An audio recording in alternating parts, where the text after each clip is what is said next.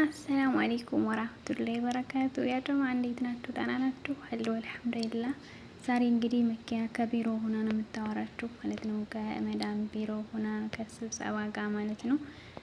እና ላይክ ሰብስክራይብ እያደረጋችሁ እንግዲህ ስብሰባውን ታደሙ ላለውኝ እና ዛሬ ማለት ነው የሆነ ነገር እንዳይች አዝኛለሁኝ እና ትንሽ ቆርቆርም አድርጎኛል እና እንደ በሱ ምስኪ እያወጋሁኝ ምናምን አብረን ስብሰባውን ታደሙ ላለውኝ እና ማለት ነው። ዛሬ የሆነ እንትን ላይ ዞር ስል ያየሁት ቪዲዮ ማለት ነው እና በጣም የሆነ ልብ የሚነካ ነው የምር። አንዳንድ ጊዜ የምናደርገው ነገር ልብ ካለልን ወይም ደግሞ የምናደርገውን ነገር አስበን ካላደረግን በሰው ዘንዳ ምን አይነት አመለካከት ወይም ደግሞ ሰው ልብ ላይ ምን አይነት ነገር ይቀመጣል የሚለውን ነገር ካላስብን ችግር ነው እና መቼም ሁላችሁም አይታችሁታል። ሁሉም ሰው አይቶታል። ምር በጣም ያዘነበት ቪዲዮ ነው። ሁሉም ሰው በጣም የተቆጣበት ቪዲዮ ነው እና አንዲት አራስ ልጅ ወልዳ ማለት ነው ፕራንክ አድርጋታለሁኝ ብሎ ምግብ ቀንሽ ምናምን ብሎ ማለት ነው ፕራንክ አድርጓት እና የምር ሁኔታው ምናምን በጣም አንጀት ነው የሚበላው። በጣም የሆነ ሁኔታዋን ያያት ሰው ምናምን እኔ እንጃ እሱን አይቶ ያላዘነ ይኖራል ብዬ አላሰብኩም።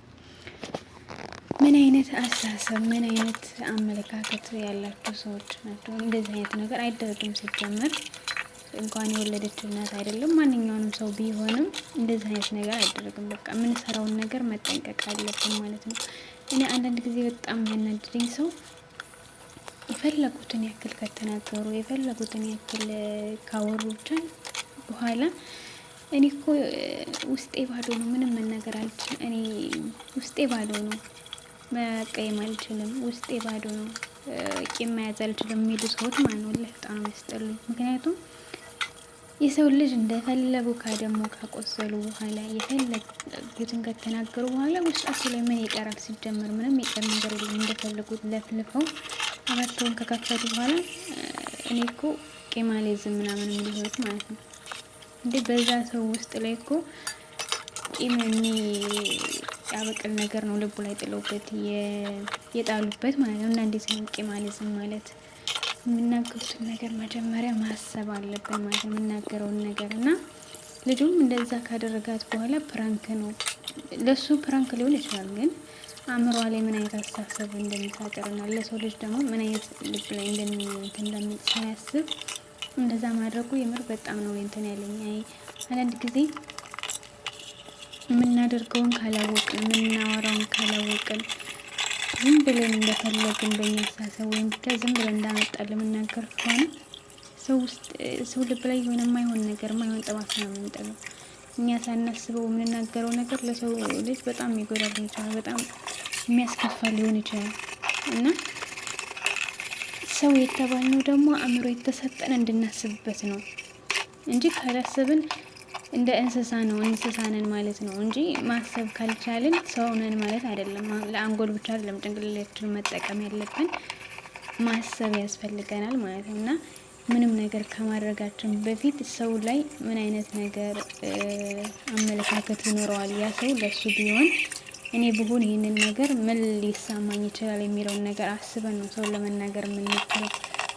ሰው ተናዶ እንኳን በተናደደ ሰዓት ጥሩ ነገር ስለማይናገር በቃ ለዛ የተወሰነ ንዴት ሰዓት ጸጥ ማለት የተመረጠ ነው። ምክንያቱም ምንም ነገር አይናገርም፣ ያንንም ሰው ሊያስቀይም አይችልም፣ ራሱም ክፉ ነገር ተናገርኩ ብሎ ድጋሚ እንትን አይልም ማለት ነው። እና ከቻልን ጥሩ ነገር መናገር፣ ጥሩ ነገር ማድረግ፣ ካልቻልን ደግሞ ጸጥ ማለት በቃ መተው ይሻላል ማለት ነው። እና በጣም የገረመኝ ቪዲዮ እና ያሳዘነኝ ቪዲዮ ነው ወላሂ አይቼው በቃ እስኪ በዛው ሀሳቢ ልስጥበት ብዬ ነው። እኔ እንደዚህ እንትን ላይ በሰው እንትን ላይ ሀሳብ መሆን እንትን መስጠት አልፈልግም።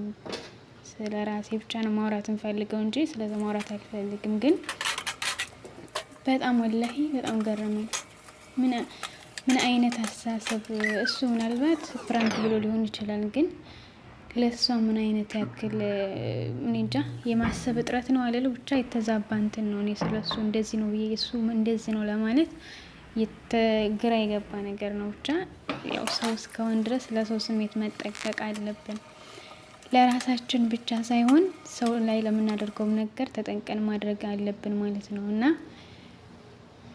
ሰብስክራይብ ላይክ እያደረጋችሁ ቪዲዮውን እስከ መጨረሻው መስማት እንዳትዘነጉ ማለት ነው።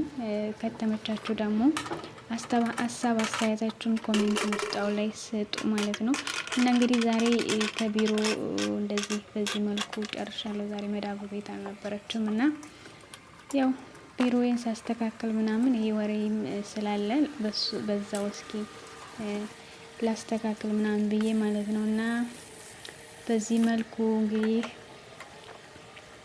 ቢሮዬን ሽክፋ አድርጊያታለሁኝ። ሁለት ነው ባይዘው መጥባታችን እና አንደኛው በዚያ ጋር ነው። አንደኛው ያኔ አንደኛው እንትን አላልኩትም ቀረጽኩትም አንደኛው ነው የቀረጽኩት ማለት ነው። ውጭ ላይ ያለው አነስተኛው ነው እና ያው ብዙ እንትን ስለሆነ በዛውም ያው እኔ ቪዲዮም ለመስራት ስለማይመቸኝ ያው እንደዚህ እያረኩኝ ነው የምሰራው እና ያው ወሬ ያላብዛባችሁ ማለት ነው። ላይክ አድርጉ፣ ሊበልጣም እንዳትረሱ ላይክ አድርጉ። የምር ስትገቡ ላይክ እያደረጋችሁ ግቡ። ሰብስክራይብ ቤተሰብ ያልሆናችሁ ደግሞ ሰብስክራይብ አድርጉኝ።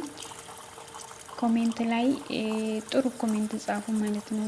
የምትደማመሩም ልጆች መልሽ እንዳትሉኝ፣ ጥሩ የመሰላችሁን አስተያየት ተናገሩ የምር እንጂ መልሶ አይባልም ማለት ነው። እና እንግዲህ ይሄ ነው ችክናችን አንደኛው፣ ሁለተኛው ክችን ሙሽ ችክን ይሄን ይመስል እና እንግዲህ በዚህ መልኩ ስብሰባችንን ጨርሰናል ማለት ነው እንግዲህ እና ወደ ቀጣይ ያለው ስብሰባ ጋር ወይም ቀጣይ ያለው ስራ ጋር ሄዳለሁ ማለት ነው። አብራችሁ ስላላችሁ